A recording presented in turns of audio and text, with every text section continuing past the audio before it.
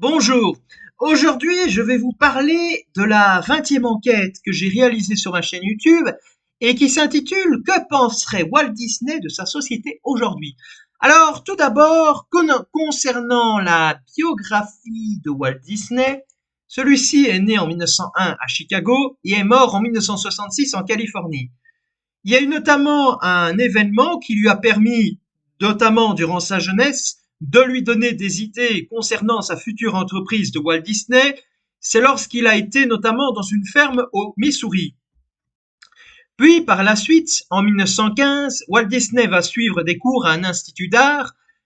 Et la première fois qu'il aura créé des dessins, aussi bizarres que cela puisse paraître, c'est lorsqu'il s'est rendu en France et qu'il avait travaillé pour la Croix-Rouge en 1918, à la fin de la Première Guerre mondiale.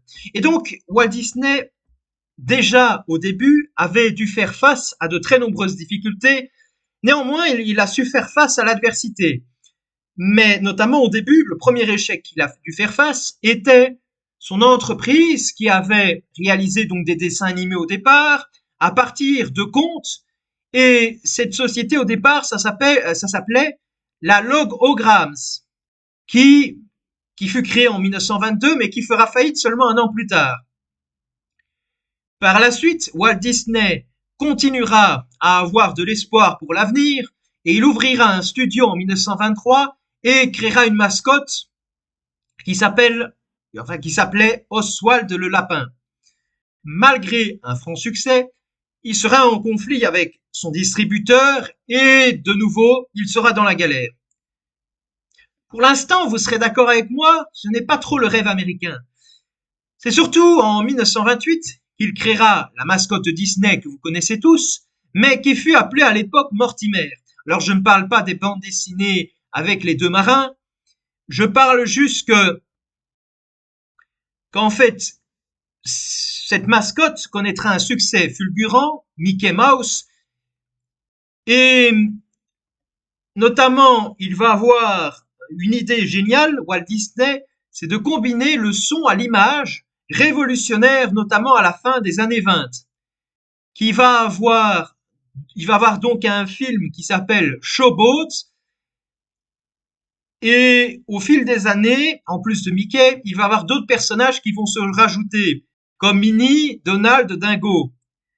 Après, grâce aux nouveaux procédés notamment de Technicolor, mais qui va, comme son nom l'indique, coloriser l'image. Alors Walt Disney réalise, comme à ses débuts, des dessins animés se basant sur des contes et ayant une morale.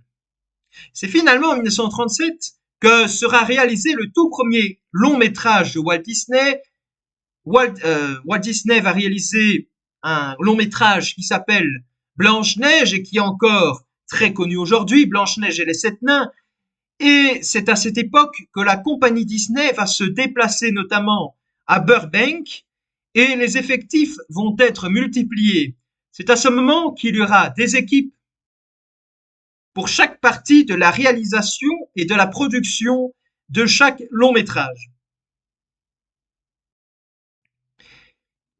Et donc, il va aussi avoir par la suite d'autres très grands succès comme Pinocchio, Bambi et Dumbo. Mais c'est avec le début de la Seconde Guerre mondiale qu'il va avoir une chute temporaire de la firme, car c'est à cette époque-là qu'il y aura eu grève, notamment de certains animateurs, qui auront été licenciés parmi les meilleurs de chez Walt Disney, ce qui va résulter non seulement à de nouveaux studios concurrents, mais aussi renforcer certains autres studios concurrents déjà existants. En plus de cela, Walt Disney eut des relations amicales avec les nazis, ce qui est dramatique. Et son frère a eu aussi des relations avec notamment des relations amicales notamment avec Joseph Goebbels. Bref, Walt Disney a été beaucoup trop loin. Mais les gauchistes et successeurs de Walt Disney ont aussi beaucoup exagéré avec leur gauchisme. Entre 1943 et 1945, les films de propagande vont voir le jour, notamment en 1941 lorsque les Japonais vont déclarer la guerre aux États-Unis. Il y avait déjà des affiches de propagande de la firme Walt Disney, la firme Disney. Et donc, en fait, ils vont créer entre 1943 et 1945 des films de propagande, notamment avec une idéologie panaméricaine. Ça veut dire que c'est pas seulement vers les Américains, mais c'est aussi vers les pays d'Amérique latine. Et c'est avec l'après-guerre que la firme de Walt Disney va se diversifier avec des productions non animées, comme par exemple des documentaires ou des films sous forme de comédie musicale, comme le succès que fut Mary Poppins, genre qui a pendant encore un temps a été comme le phénix qui renaît de ses cendres et qui a encore un peu survécu. Pour autant, la volonté de faire des longs métrages, de dessins animés est très loin d'être finie, avec notamment des films qui, dès les années 50, ils vont sortir des films qui s'appellent, par exemple, si vous connaissez ces films-là, ben c'est logique puisqu'ils sont très connus, les La Belle et le Clochard, La Belle au bois dormant, il y a aussi Alice au pays des merveilles, Cendrillon, Les 100 et un Dalmatien. L'empire de Walt Disney a continué à s'étendre continuellement, notamment avec une émission quotidienne, la Mickey Mouse Club TV Show, sur la chaîne de télévision ABC, et qui fut un show qui avait eu notamment, qui a fait beaucoup de pubs à la firme pour les cartoons et aussi pour la promotion de ses parcs d'attractions. Après la mort de Walt Disney en 1966, les dessins animés vont de plus en plus se moderniser avec notamment l'art du graphisme avec l'ordinateur. Et donc ce qu'il va se passer, c'est qu'il va avoir des dessins animés très connus comme Aladdin, Le Roi Lion, La Belle et la Bête, Hercule et Le Bossu de Notre-Dame. Et par la suite, Disney va finalement racheter le studio Pixar en 2006, notamment car il était très spécialisé dans l'imagerie 3D et la firme de nos jours se base surtout sur le merchandising pour faire toujours un maximum de bénéfices. Et maintenant, je vais vous parler, parce que je vous ai fait brièvement la biographie de Walt Disney et de sa firme, maintenant je vais vous parler de l'après Walt Disney, et aussi, comme j'ai pu le lire dans un bouquin que j'ai lu sur ma chaîne, De vérité et avenir, et dans son bouquin, il avait parlé notamment qu'il y avait certains messages subliminaux, et ce n'est pas une théorie du complot, il y a des preuves très concrètes, et donc en gros, il y a eu notamment des messages à caractère sexuel dans ces films Disney, un moyen de la part des gauchistes d'imprimer dans le cerveau des téléspectateurs des messages qu'ils ne doivent pas connaître à leur âge. De préparer, notamment ces gauchistes préparent l'opinion à l'éducation sexuelle et de normaliser ce discours. C'est ce que notamment j'ai pu parler dans mon enquête lorsque j'avais parlé de Evras, si vous vous en souvenez. Et donc ce qui s'est passé,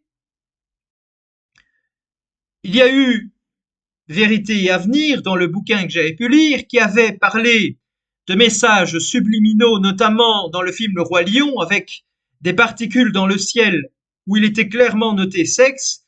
Puis nous avions dans le même Roi Lion, notamment au niveau de l'affiche du film, on pouvait voir dans le ciel le postérieur d'une femme en bikini. Et puis, concernant les présidents de la firme, nous avions eu donc Walt Disney jusqu'en 1966, et puis son frère avait pris la relève jusqu'à sa mort en 1971. Et donc, on pourrait se demander, mais c'est quand même bizarre, pourquoi Walt Disney ou son frère, qui était très proche des nazis, aurait commencé à faire de la propagande gauchiste. Alors, évidemment, Walt Disney était à la tête de l'entreprise, mais peut-être que ces messages subliminaux, il les a pas vus. Et voilà, on suppose, il est très probable que par la suite, il y ait eu les gauchistes qui ont commencé à arriver au sein du studio. Et vous vous en doutez, malheureusement, enfin, vous vous en doutez bien que en fait, qu'à l'époque, malheureusement, ces messages subliminaux, les gens ne l'ont pas remarqué, mais c'est juste aujourd'hui que les gens le remarquaient parce qu'ils sont extrêmement dangereux, ces messages subliminaux. Heureusement, les gens aujourd'hui se rendent compte de la gravité de tous ces messages subliminaux, mais à l'époque, vous vous en doutez, il aurait été impossible de mettre du gauchisme dans les productions Disney. Les gens n'auraient pas été... les gauchistes, ils n'avaient pas assez préparé l'opinion pour avoir le wokisme comme aujourd'hui. Et donc, ils ont commencé à mettre petit à petit dans les productions Disney des messages subliminaux. Comme ça, les gens s'habituent au gauchisme. Et donc, ce qu'il s'est passé, c'est que en 1951 déjà, dans la bande dessinée qui s'appelait Mickey Mouse and the Medicine Man, donc ça veut dire Mickey Mouse, Mickey la souris, et l'homme, l'homme médicament, si je puis dire. Euh, et donc dans cette bande dessinée, il est clairement fait mention du LSD. Puis nous avions un film qui s'appelle Fantasia, et notamment, tout comme Alice au pays des merveilles, dans leurs imageries, nous rappellent les effets du LSD, les effets psychotropes hallucinatoires. Revenons à nos moutons. Aujourd'hui, la firme de Walt Disney a beaucoup changé. Nous avons eu la même transformation comme ce qui s'est passé notamment avec Netflix, qui fut gangréné par le gauchisme. Aujourd'hui, nous avons, en dehors du message gauchiste, il y a d'autres facteurs qui détruisent aussi les firmes comme Walt Disney ou Netflix, notamment la prise de vue réelle des films, qui a gonflé les fans. Puis nous avions aussi notamment le gauchisme. Alors je peux vous en donner un exemple.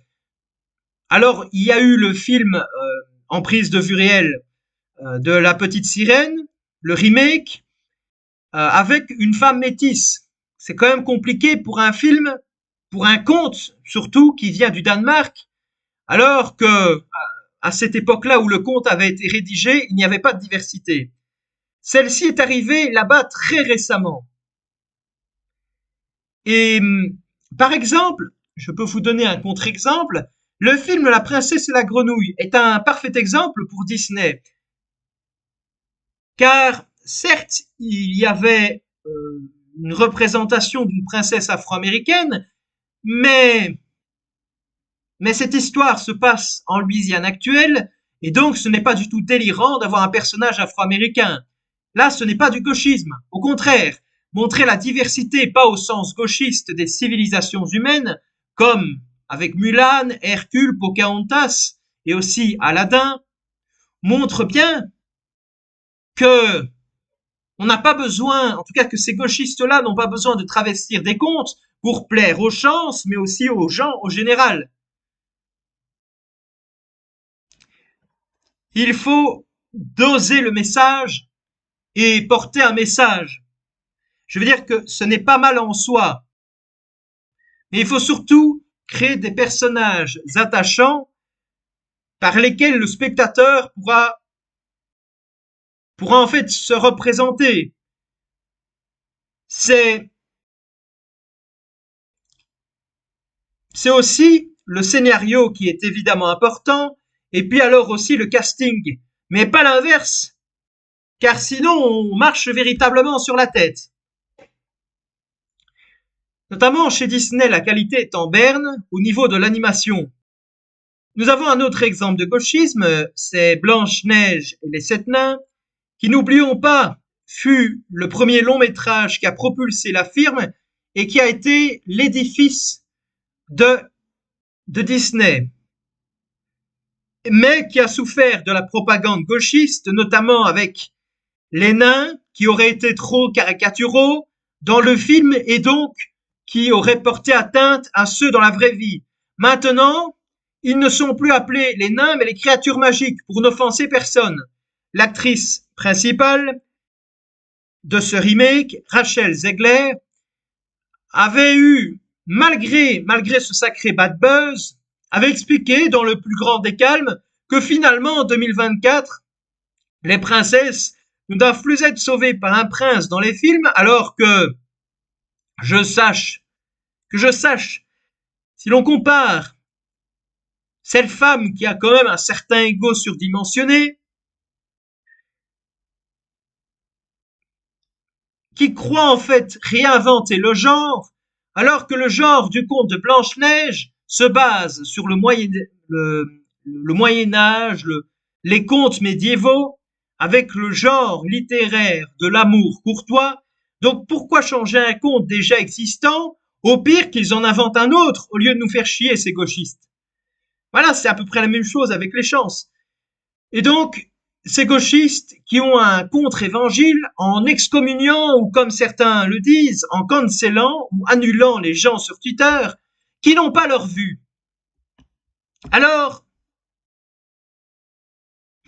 en plus de cela, dans les entreprises comme Disney, il y a aussi un moyen de pression comme le canceling, sauf que là, il y a l'indice ESG qui évalue le degré de gauchisme chez une entreprise.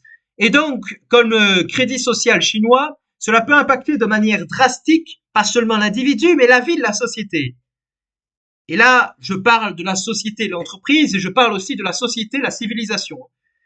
Euh, Puis, ce qui est quand même assez drôle, c'est que je vous avais parlé notamment du remake de Blanche-Neige et les Sept Nains, et après nous avons une dame qui s'appelle Brett Cooper, je pourrais dire une youtubeuse américaine, qui a décidé, grâce notamment à son podcast sur YouTube, qui s'appelle La section commentaires de Brett Cooper, et compte tenu du fait que l'on ne peut pas changer l'asile qui est devenu Disney, aujourd'hui, qu'en fin de compte, il serait peut-être préférable de créer une Blanche-Neige parallèle qui pourrait faire en gros une bouchée d'air frais pour la droite, notamment grâce aux médias appelés Daily Wire. Une autre société est possible, une société alternative, même si beaucoup de gens ont baissé les bras. Maintenant, il serait intéressant de comparer la chute de Disney avec la chute de Netflix, qui arrive en ce moment. Dans les deux cas, et j'ai pu vous l'expliquer, notamment, vous vous souvenez, le tout premier bouquin que j'ai lu sur ma chaîne, et c'était sur Netflix. Et donc, dans ce bouquin que je vous avais lu, le tout premier bouquin, j'ai relevé certains éléments qui sont assez intéressants quand on compare ces deux géants du divertissement. Même si ce sont des géants au pied d'argile, surtout aujourd'hui. Et donc, dans les deux cas, nous avons le côté très protestant de la morale universelle de gauche, et puis les deux sociétés ont une vision totalitaire d'un côté, comme nous le voyons dans le livre que je vous avais lu, Disney qui conteste des lois d'un gouverneur de Floride jugeant homophobe, alors que c'est cette même société qui impose un agenda qui concerne qu'une minorité de personnes. Netflix, d'un autre côté, aussi était visé par la loi, qui fut promulguée par Ron DeSantis. Et donc, deux sociétés très liées avec le Parti démocrate. Nous avons, par exemple, Abigail Disney, qui est la petite fille du frère de Walt Disney, expliquant qu'elle suspendrait les subventions au Parti démocrate si Joe Biden n'abandonnait pas la course à la présidentielle, car les enjeux, selon elle, sont trop grands. Mais ça a changé depuis le 5 juillet, puisque Biden a laissé sa place à Kamala Harris. Et donc, les subventions de Disney jusqu'au Parti démocrate vont continuer à arriver. Et nous avons, dans le bouquin que j'avais pu vous lire sur Netflix, Ted Sarandos, quant à lui, a financé grâce à une levée de fonds la seconde campagne de Barack Obama. Si ces deux compagnies faisaient leur propagande de leur côté, c'est déjà très grave. Mais là, ils aident les politiciens gauchistes et ça, c'est encore un autre problème. Disney est surtout spécialisé dans les films, tandis que Netflix beaucoup plus dans les séries.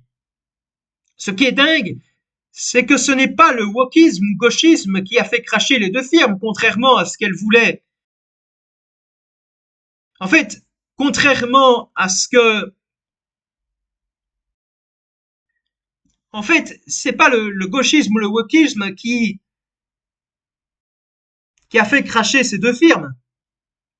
Mais en fait, ce sont les séries les moins politisées que j'avais parlé notamment pour Disney, tandis que pour Netflix, nous avons eu des séries pas politisées. Donc, en gros, ce sont ces séries qui ont permis de booster les deux firmes. Par exemple, en 2013, dans le bouquin, il était dit que ce qui a rendu la plateforme célèbre de Netflix, c'est avec la série House of Cards, Casa del Papel ou Stranger Things, qui ont été créés avant le début du wokisme en 2016. Et puis évidemment, nous avons du côté de Disney Blanche-Neige et les Sept Nains. Et puis, les deux plateformes, comme on a pu le lire dans le bouquin, portent atteinte au septième art, le cinéma. Tout comme Disney en son temps, la société Netflix a fait face à de très nombreux échecs, comme par exemple en 1997 avec Pure Software, qui était trop normé, et en 2001, c'est la quasi-faillite avec sa plateforme de location de DVD subissant la première bulle d'Internet. Alors Disney, tout comme Netflix, ont beaucoup bénéficié de la pandémie de Covid-19 aux dépens, de nouveau, du cinéma. Comme j'ai pu l'expliquer précédemment, cette morale protestante, qui est très alliée du gauchisme, essaye d'exporter à l'international son agenda en créant des séries, des films à destination d'autres cultures qui ne sont pas trop fans de ce message gauchiste. Mais malheureusement, de plus en plus des gens se lèvent. Mais heureusement donc, de plus en plus de gens se lèvent contre le gauchisme, notamment euh, avec South Park. Alors je ne sais pas si vous connaissez, mais c'est plutôt assez connu, notamment aux États-Unis, qui est une série qui est tout sauf politiquement correcte. South Park qui s'est levé contre Disney et qui a notamment fait, on peut dire, une tribune plutôt dans un épisode de cette série où ils se sont moqués de Kathleen Kennedy, qui est notamment une des très grosses productrices de la série américaine, enfin de la firme Disney, et en expliquant qu'en gros, voilà, cette femme Kathleen Kennedy avait été capable de nous créer, aurait été capable de nous créer un film Bambi avec une femme noire, alors qu'il n'y a pas d'être humain dans ce film. Bref, c'est pris évidemment à l'extrême, mais c'est quand même drôle, hein. En tout cas, à très bientôt pour une prochaine vidéo, une prochaine enquête.